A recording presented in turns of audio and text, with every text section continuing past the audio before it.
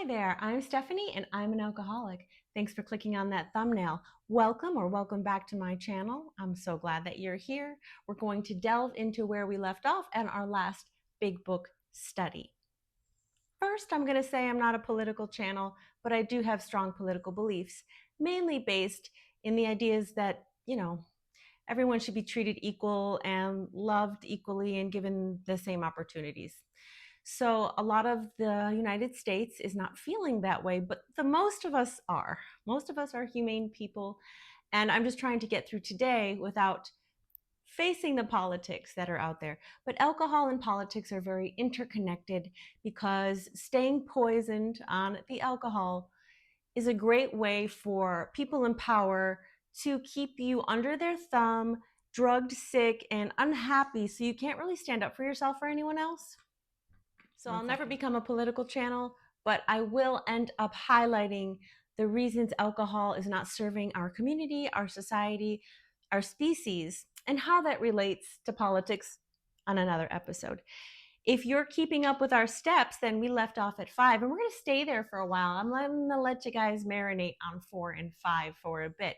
Remember, you're revisiting your resentments daily. Whenever I have a yucky that comes up, like,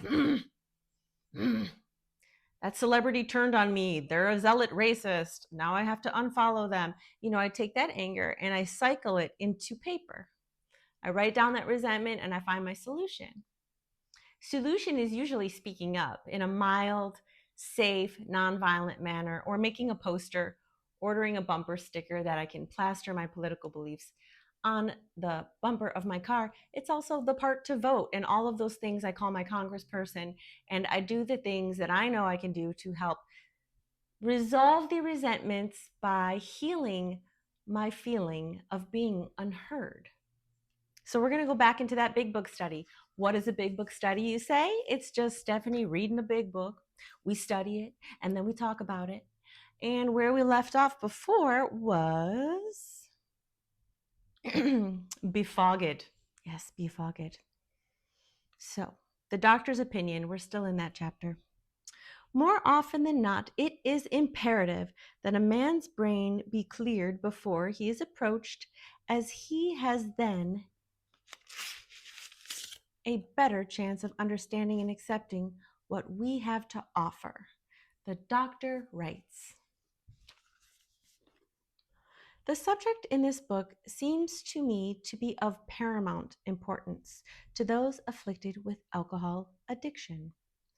I say this after many years' experience as medical director of one of the oldest hospitals in the country treating alcoholic and drug addiction. There was therefore a sense of real satisfaction when I was asked to contribute a few words on a subject which is covered in such masterly detail in these pages. We doctors have realized for a long time that some form of moral psychology was of urgent importance to alcoholics, but its application presented difficulties beyond our conception.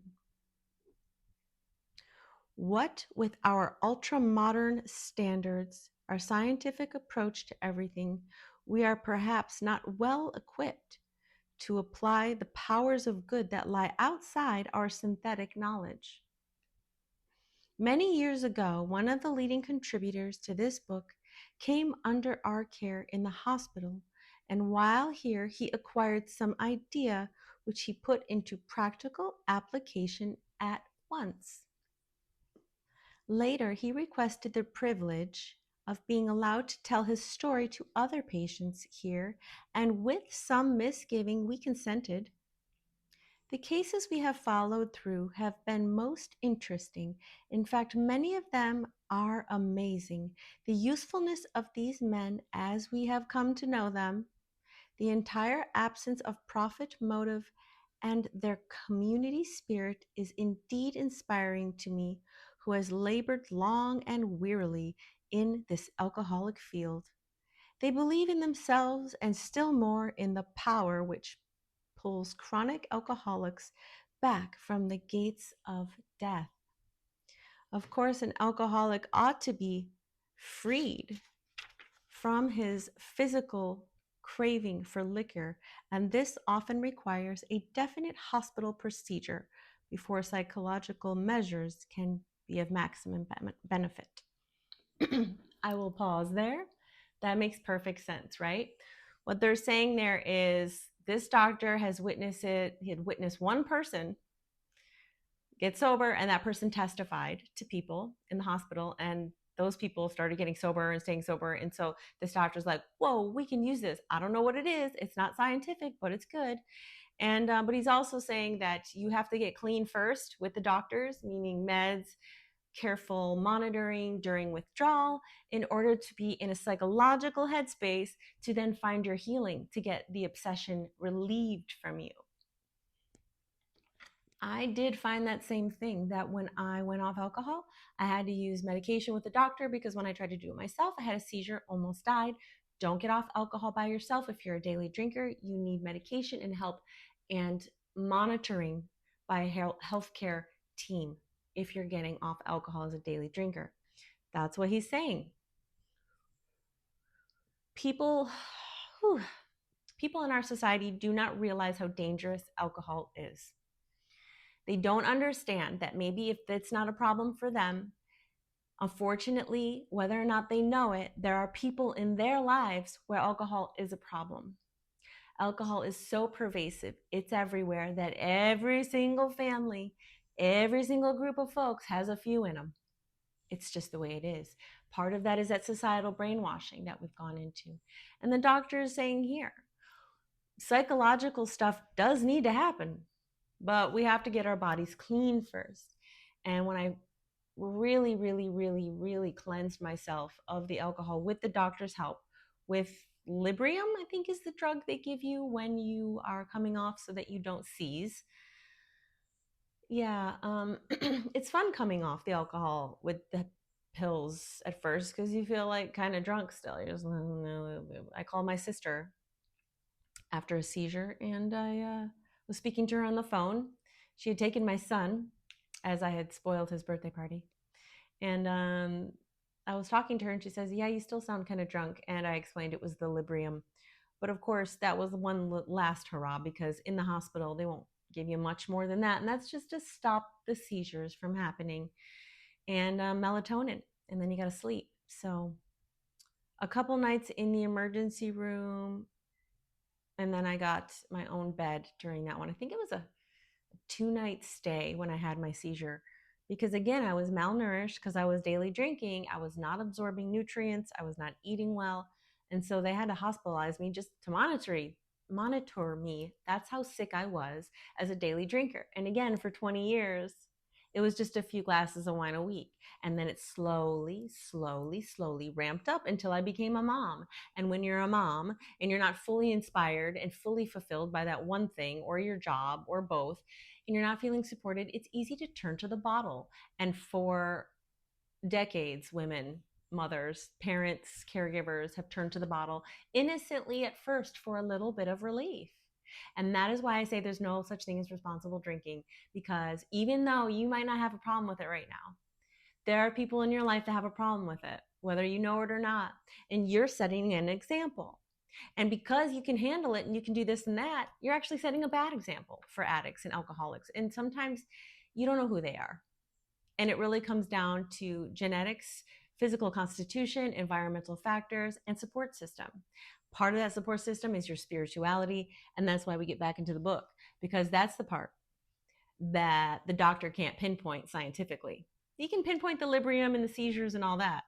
But the part of the healing where telling your story, surviving a death, telling your story, actually helping somebody, gives you fuel to live on that same sober thing the next day. And that's why we testify.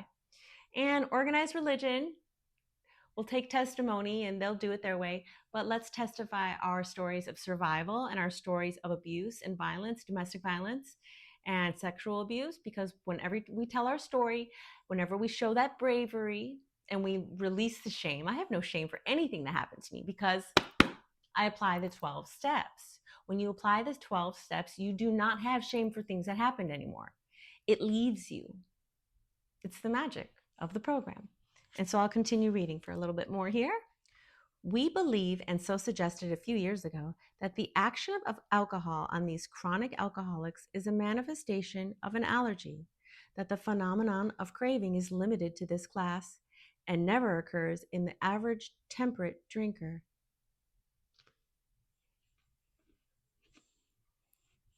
This thinking is dangerous. This thinking that, oh, the average temperate drinker doesn't have the allergy, but the guy who's out of control has an allergy, meaning you love it so much, you drink it so much, you act like a fool and you can't get off of it. Ooh, that's dangerous, because science tells us that biologically speaking, any mammal exposed to alcohol over time will become physically dependent on it. It has nothing to do with your spiritual dependence or spiritual state or anything else. It's basic biology. So one guy might be temperate right now and the other guy might be out of line and look like an allergenic, but in 2 years the temperate guy can look just like the allergenic guy. So what, you're telling me you gained an allergy? I think because this book was written in the 30s, we can kind of just morph that into some people become alcoholics and some people don't. We haven't pinpointed why, but we're coming to understand why. And a lot of the understanding of psychological effect and upbringing on us as human beings, as addicts, we're coming to understand in a new way in the last 90 years since this has been written. Thank God. The God that I don't believe in, I still thank it. Why? Because it's a cliche. It makes me feel comfort. Not because I believe in God, because I like taking the Lord's name in vain, because it's one of the stupidest commandments there is.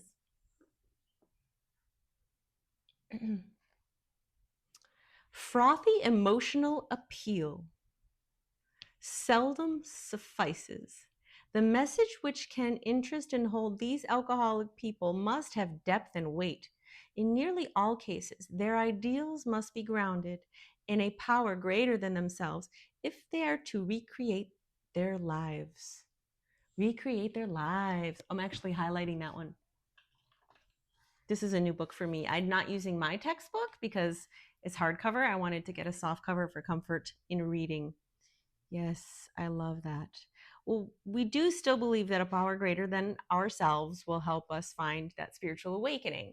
But as an atheist, I can tell you right now that if you get stuck up in the dogma of AA, then you're going to hate it and it's not going to work for you. But it does work if you can get over yourself, get over the words that people fed to you in the wrong manner, and realize what they say when they mean God is they're just talking about a reason for living.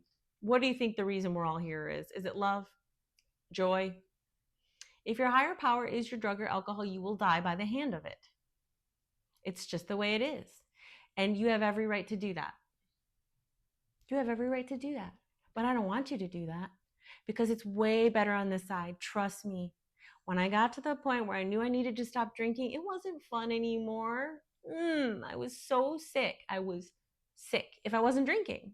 I look like the way they represent drugs and alcohol, drugs like heroin and opium in movies when the person is jonesing for their fix and they really are itchy, they're antsy, they're very irritable, they don't want to eat, they don't want to hug, they don't want to talk, they just need their thing.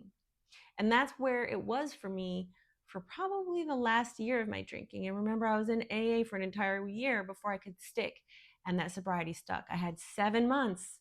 And guess how I celebrated 7 months? With a beer. And then the next day, I went back to AA. I held myself accountable by admitting what I had done. I did a step 4 and 5. I took accountability. Step 5. I took accountability by telling the whole meeting and my sponsor that I drank last night and I regret it. And I'm here again. And today is day 1. And that was at my 7-month mark. And so, yeah, like the first 7 months, give or take a few weeks in the beginning, I was able to do it. And I didn't lie because I knew if I lied to myself, there's no way I could lie to these people. I'm not a type of person that really has a poker face. I can be professional and I can be kind of blank, but sheesh, I wear my emotions on my sleeve and it's hard for me to be quiet. I'm not a very good liar at all. So I am going to remember that, you know, we need a power greater than ourselves to recreate our lives, because that's what we do. We, as drinkers, our whole life revolves around planning for the drink, the recovery, the safe ride home, the paying for it later, what meal goes right with that type of hangover. You know what I'm talking about. There is not just the drinking of drinking. Anyone who knows, and binge drinking is just as bad. There's always recovery, even if it's one drink. And I know you're going to want to tell me you one glass of wine drinkers a night, and you're going to cite some one thing that says resveratrol from 20 years ago. There's no safe amount of alcohol to consume at all, per the CDC and the World Health Organization. Look it up. And so the thing is, it's safe to just not do it. You know what I'm saying? Yeah. So let's move on and read. If any feel that as psychiatrists directing a hospital for alcoholics, we appear somewhat sentimental, let them stand with us while on the firing line. Guys, I need glasses. I mean, this writing is really small, right? But I'm 44 and I think I need glasses. But the thing is, I don't want to get glasses, because if I get glasses, then I have to continue to get glasses. And not that I don't like glasses. I love glasses. Sunglasses are my jam. The thing is, I worry that they're going to hurt my nose and make my face feel like yucky, because I'm kind of sensitive like that to like headbands and heavy things on my head and tight hats. Anyway, that's my reading tangent. Get back to it. I need glasses. I'm sorry, I have to back up. If any feel that as psychiatrists directing a hospital for alcoholics we appear somewhat sentimental, let them stand with us while on the firing line. See the tragedies, the despairing wives, the little children. Let the solving of these problems become a part of their daily work and even of their sleeping moments. And the most cynical will not wonder that we have accepted and encouraged this movement. We feel, after many years of experience, that we have found nothing which has contributed more to the rehabilitation of these men than the altruistic movement now growing up among them. That's cute, growing up among them. Men and women and non-binary people and trans folks and all-inclusive. Okay, this says men and women. This is 90 years ago. We're getting past that. For all humans, drink essentially because they like the effect produced by alcohol.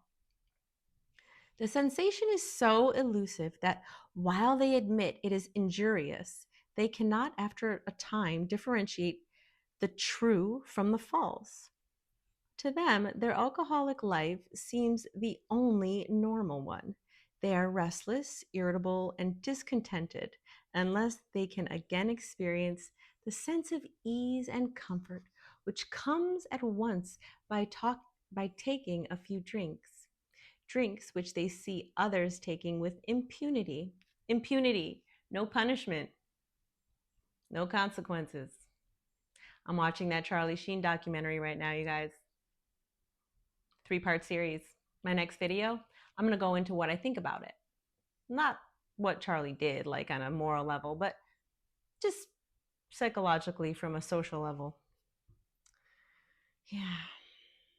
It's basically saying that, the alcoholic, what I was saying, it's dangerous thinking to think that you have an allergy and the other guy doesn't, because the alcoholic sees his friends drinking with impunity, not acting a fool, not making mistakes, not missing work tomorrow, not cheating on their wives, not losing their keys. Remember back in the day, there's no like bleeping your car. You lost them. And this is the problem with any drinking. It's irresponsible because so many humans are afflicted with alcoholism or alcohol use disorder. So drinking around them sells them this false narrative that it's okay. A couple is okay. They can have it. Why can't I have it? We're the same thing. We're made of the same cells. But see, that's where the difference in the genetics might be the same genetic component, but you have not had the same emotional, psychological experiences in your life. And there is no way to know which one person is going to react to it, whereas another. My partner was telling me the story as how they grew up in a home where their mother was loose. It's a European home, so they drank on holidays, but there weren't any drunkards and there weren't any taboos around alcohol. And so when my partner at 14 expressed some sort of Americana desire to taste Budweiser, their mom allowed them to taste it. And I believe that it worked out for them because my partner said, yucky, I don't like it. And that was the end of that for a long time. My partner to this day is a normie. But I asked my partner, what happens if you give that to your 14-year-old and what they feel is absolute joy, nirvana, heaven, relaxation, peace of mind, all of a sudden this just ease? Because that's what happened to me, and that's what I hear a lot in the rooms of the meetings of Alcoholics Anonymous. I hear a lot of people recount that their first taste of alcohol is at a family function, by a family member, at a religious function. The wine, a lot of my Jewish friends in AA say there was wine. I think this is dinner Seder, whatever it is. I don't know the traditions, but see how religion incorporates alcohol as well into their rituals in a way that you cannot avoid it. And so when you are faced with it, if you, out of the 5 children who are taste testing that day, are the one who is afflicted with this allergy, why should we risk you one life by letting the 4 others just taste it and leave it behind? Why don't we just don't taste it? Wouldn't that be easier than a lifelong friendship fighting this one friend so that they can save their life from this drink that they all tasted way back in 1987 at that one dinner, and 4 of them were fine and 1 of them was ruined? How about we just don't do that? That's why alcohol abstinence awareness is important. We should not be, no, this is where I stand on that, and that's all I'm going to say.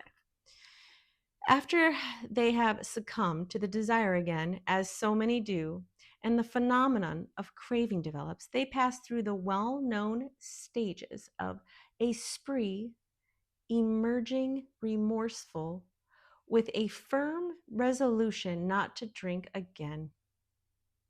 Yes, the emerging remorseful spree, saying, oh my God, I'm never going to drink again. Oh my God, if you just, I'm never going to do that again, right? We've all been there.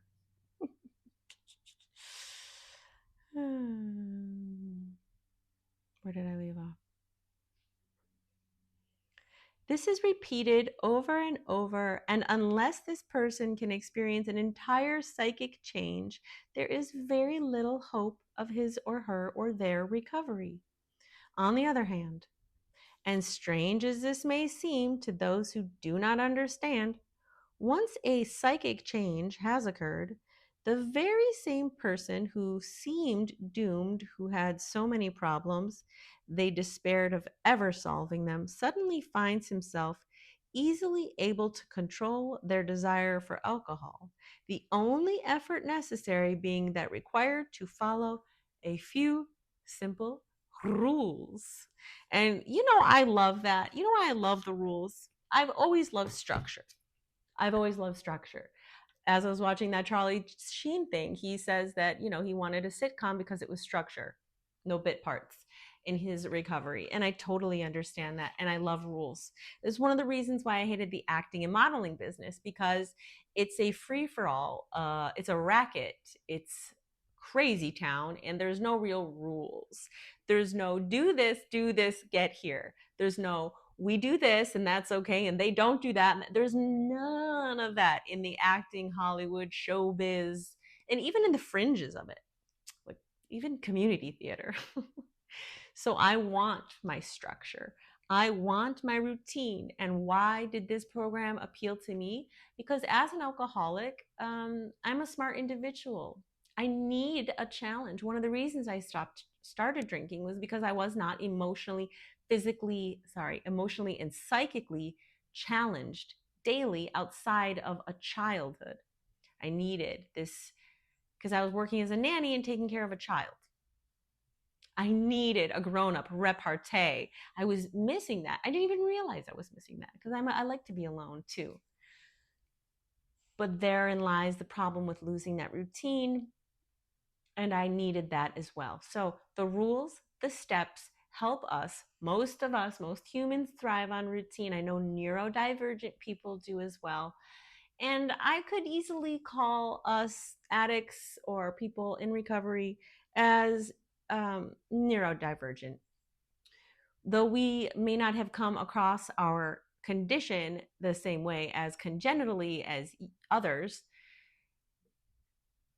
based on life factors, we kind of end up in a situation where in recovery, we exhibit a lot of the trauma symptoms and sensory processing issues and structural needs as people who are congenitally neurodivergent. So that's something to watch out for when you're in relationships with people who are trauma survivors. They might present as some neurodivergent behavior like sensory processing, the noise, the light. I have a problem with light because my eyes are light, and then plus the allergens. And then if you add in a trigger like a white Tesla, like my abuser drove, and say there's some loud music, oh my goodness, the trigger becomes heightened.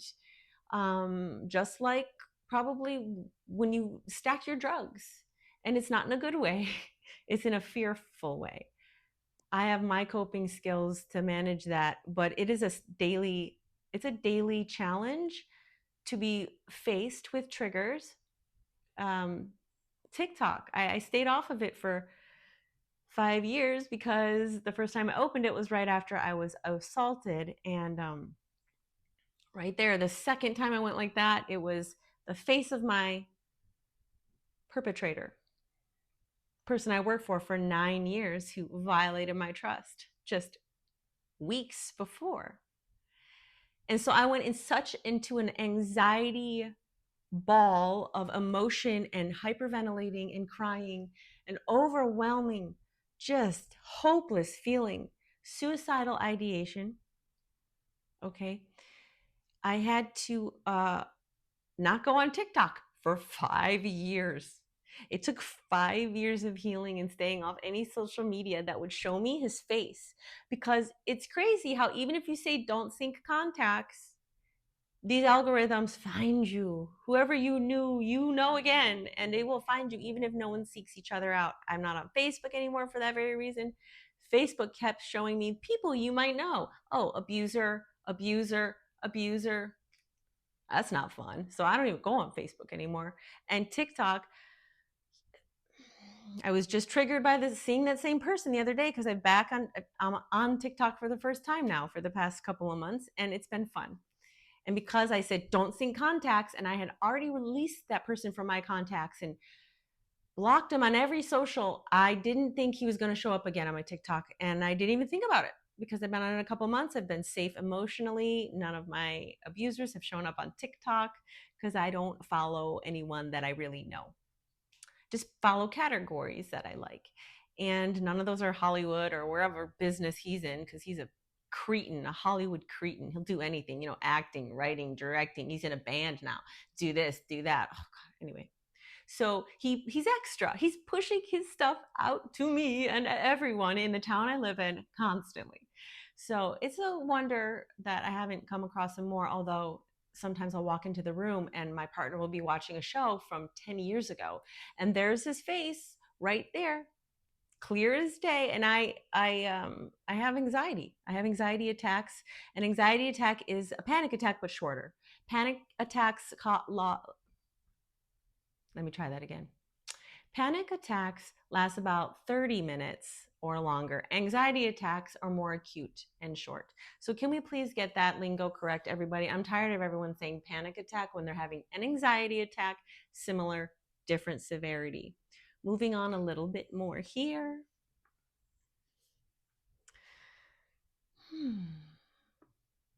Men and women and people have cried out to me in sincere and despairing appeal. Doctor, I cannot go on like this. I have everything to live for. I must stop, but I cannot. You must help me.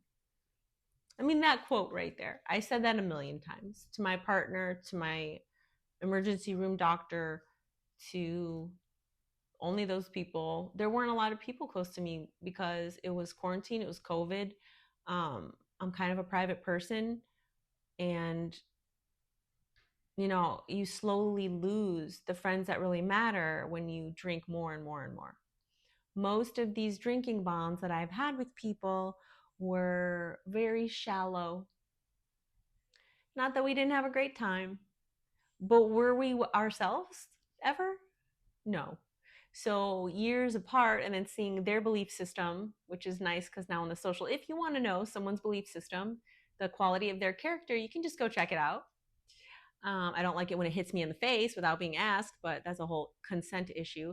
But that's what you expose yourself to when you're online. But I've found over the years that that social media part has shown me that, yes, wow, I have very little in common with all these people that I used to drink with. We drank together because we didn't want to drink alone. Yeah. So I said that. You must help me. I can't stop drinking. I need help. I can't stop.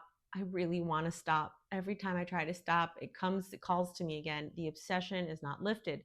And that is our goal here, to lift the obsession. That's why I call myself a recovered alcoholic.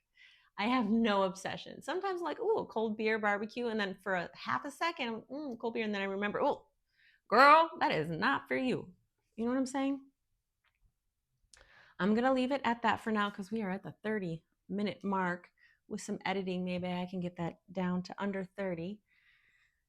I appreciate you guys hanging out with me while I read the big book one line at a time and give you my opinion.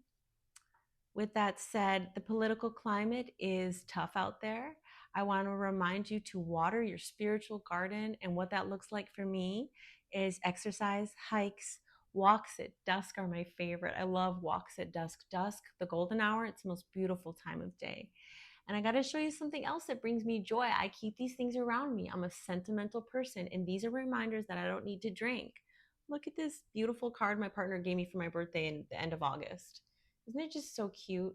These expensive cards that are kind of 3D, And they wrote a really nice message, and I'll save that for us. But I wanted to show you how cute it is and how little things like this are good to do for yourself and your friends. So when you're feeling like you need a hug and you need someone to reach out for you, to you, do you know what your job is?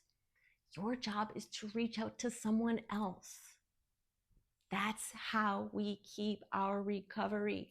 We give it away. We offer out what we want back. Organized religion has that one good thing: treat others the way you want to be treated. Organized religion has a lot of great ideas and a lot of extreme ridiculous ideas. So we want to remember, we're going to take what works, leave the rest behind. And I'll leave you with the acceptance prayer.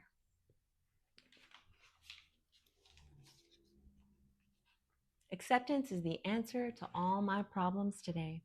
When I am disturbed, it is because I find some person, place, thing, or a situation, some fact of my life unacceptable to me, and I can find no serenity until I accept that person, place, thing, or situation, that fact of life, as being exactly the way it's supposed to be at this moment.